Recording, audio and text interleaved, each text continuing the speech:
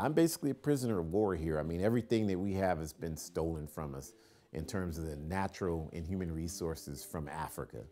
And that process keeps the people who are rich, rich today, and keeps the people who are poor, poor today. So I see my work and what I want to do as trying to encourage people to understand that and get involved to change it.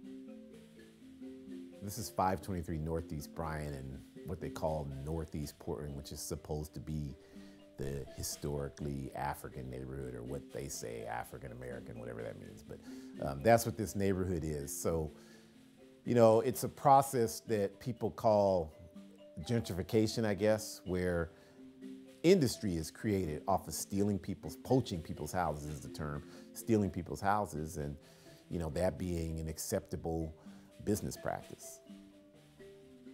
To me, the problem is bigger than that. It's a problem of this political economic system of capitalism and how segments of the population are forced to feed off of other people in the society because money's more important than people here.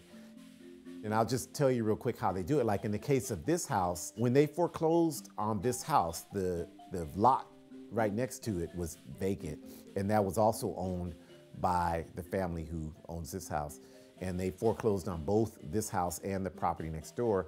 And then the Fox Capital sold the property next door to a developer who built the duplex that's there. So they bought the lot for about $25,000. And then they built this structure next door for around $200,000. So with a $225,000 investment, they put that building next door on the market for close to $1 million, and they sold both units. So you can see how profitable the poaching business is. And then you can also see how they're able to take advantage of people's misery. Someone who was doing a house shift here talked to the family next door that just bought one of the duplexes over here. They bought that duplex sight unseen. They moved here from out of state and they just bought it before they even saw it. And so that's kind of how it works. I mean, they didn't really, you know, come here and really like drive through the neighborhood and try to understand what was going on in the neighborhood, and probably never even thought of that. You know, it was just a business transaction for them. And I think that's part of the process of capitalism, to individualize us all, you know, to get us to focus just on ourselves and our own well-being, and at the very best, the well-being of our biological family and the people we care about, and to basically tune out anyone else and what they're going through. This is a worldwide phenomenon. I mean, there's gentrification taking place in the Congo right now, in Central Africa, with Eastern European residents moving into Kinshasa. You know, African people are displaced in America. We've been displaced here 500 years. I mean, there's no more cotton to be picked, so we really don't serve a purpose. If you're not going to prison for nothing, you're just kind of in the way. So people are spread out and they're forced to go wherever they can go. In this particular city, right now, it's East Portland, it's Gresham, it's these low-income places where people can try to find somewhere to live that they can try to afford, where there's no quality food, there's no quality services, there's nothing for them, but that's the only place they can try to lay their heads. So that's kind of what's happening here. You have a few people who are trying to hang on, and we're trying to help as many people as we can to hang on and claim some dignity in this community by doing the work we do.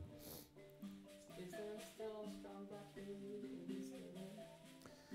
I don't know. You know, I've only lived in Portland a couple of years. I don't know if there's ever been a strong community. I mean, for me, when you say strong community, that to me brings up images of like where I grew up.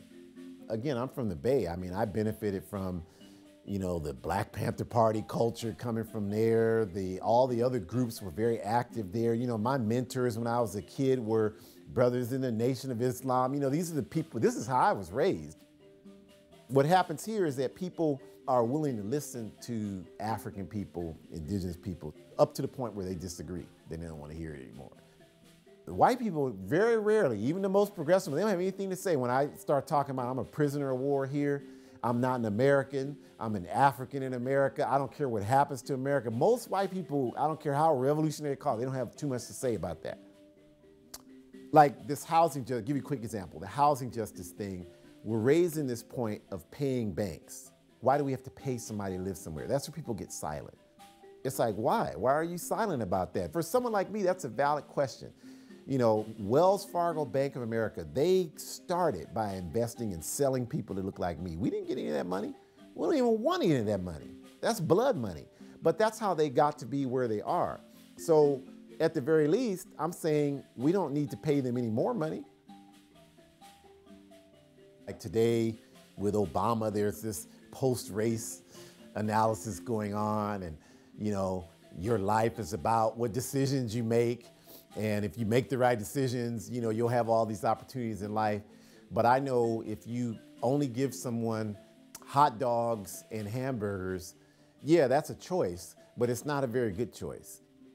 The choice right now is to either suffer in silence or to fight back and try to create conditions where we can change this so that young men and women who come up after me are not just fodder for the prison system, not just fodder for the military industrial complex, not just fodder to work in corporate America and be, you know, wage slaves, but are people who have dignity and are willing to fight for a society that places people above money.